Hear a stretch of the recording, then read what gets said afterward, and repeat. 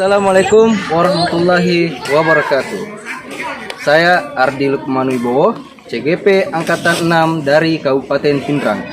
Salam bahagia. Anak-anak hidup dan tumbuh sesuai kodratnya. Pendidik hanya dapat merawat dan menuntun tumbuhnya kodrat itu. Ki Hajar Dewantara. Nah, dalam video kali ini saya akan mencoba memaparkan demonstrasi kontekstual pemikiran filosofi Ki Hajar Dewantara tentang pendidikan. Tapi tunggu dulu. Sebelum saya lanjut, ada seseorang akan menjelaskan sedikit tentang biografi Ki Hajar Dewantara. Siapa dia? Kita sambut anak peserta didik kita, Nurul Ismi dan Anissa.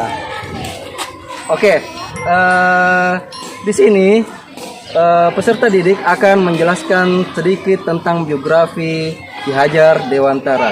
Nah, siapa yang ingin duluan memaparkan biografi Ki Hajar Dewantara? Ya, silakan Nurul Ismi. Assalamualaikum warahmatullahi wabarakatuh. Halo, perkenalkan nama saya Nurul Ismi. Nama saya Nur Anissa Ramadhani. Saya siswi kelas 9 dari UPT SMP Negeri 7 Pindrang. Nah, kali ini saya akan memaparkan sedikit biografi tentang siapa sih Ki Hajar Dewantara itu. Nama lengkap Ki Hajar Dewantara alias Raden Mas Suwardi Sorjaningrat. Agama Islam, tempat lahir Yogyakarta.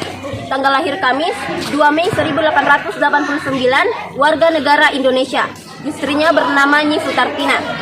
Biografi Raden Mas Suwardi Sorjaningrat atau yang lebih dikenal dengan Ki Hajar Dewantara adalah pendiri perguruan Taman Siswa, suatu lembaga pendidikan yang memberikan kesempatan bagi para pribumi jelata untuk bisa memperoleh hak pendidikan seperti halnya para priai maupun orang-orang Belanda.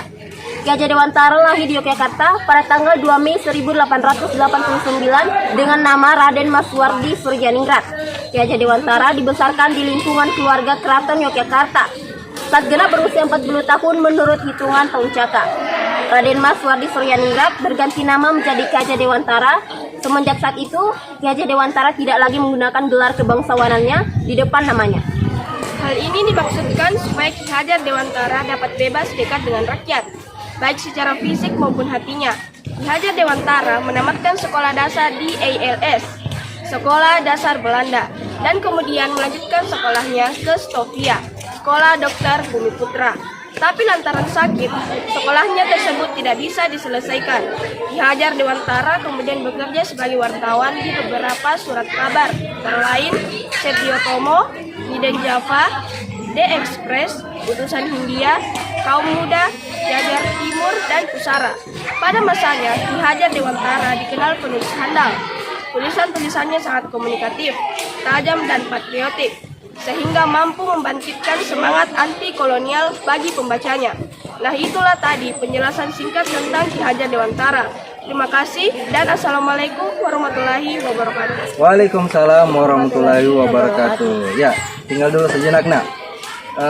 Itulah tadi pemaparan sedikit tentang biografi Ki Hajar Dewantara.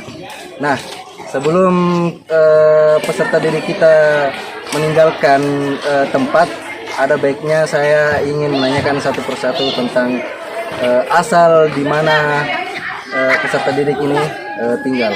Ya, dimulai dari Nurul Ismi. Nurul Ismi kelas berapa? Kelas 9. Kelas 9. Kalau Anissa? Kelas 9. Oh, kelas 9 juga. Tinggalnya di mana, nak? Di Medimeng. Di Madineng. Kalau Anissa? Di Madineng. Oke, itulah tadi sedikit tentang perkenalan singkat yang diutarakan oleh anak peserta didik kita. Nah, selanjutnya kita akan lanjut ke sesi selanjutnya, di mana itu tetap di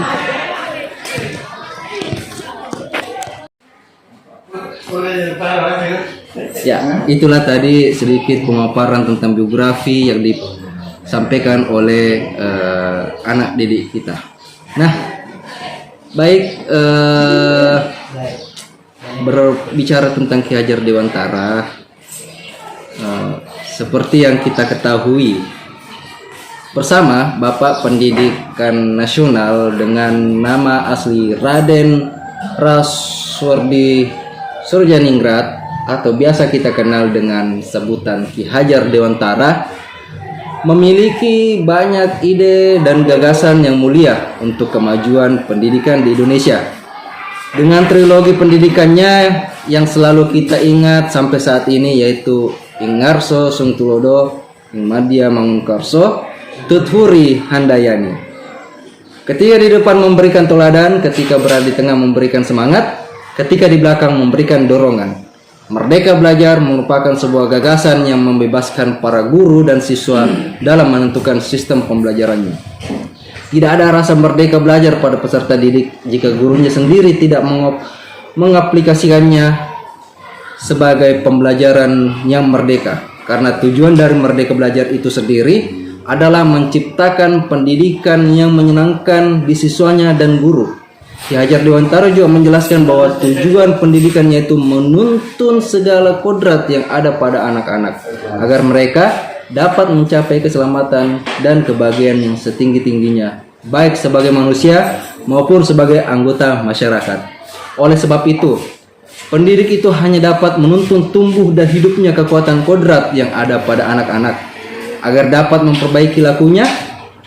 Bukan dasarnya hidup dan tumbuhnya kekuatan kodrat anak. Dalam menuntut laku dan pertumbuhan kodrat anak, Ki Hajar Dewantara mengibaratkan peran pendidik seperti seorang petani dan tukang kebun. Anak-anak itu seperti biji tumbuhan yang disemai dan ditanam oleh pak tani atau pak tukang kebun di lahan yang telah disediakan.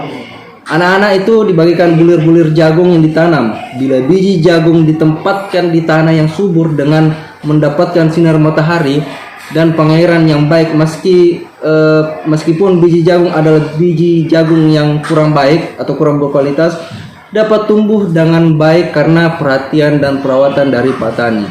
Demikian sebaliknya, meskipun biji jagung itu disemai dengan bibit berkualitas baik, namun tumbuh di lahan yang gersang dan tidak mendapatkan pengairan dan cahaya matahari serta tangan dingin petani, maka biji jagung itu mungkin tumbuh namun tidak akan optimal.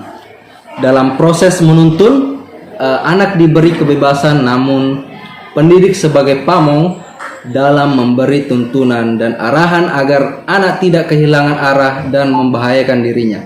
Seorang pamong dapat memberikan tuntunan agar dapat menemukan kemerdekaannya dalam belajar.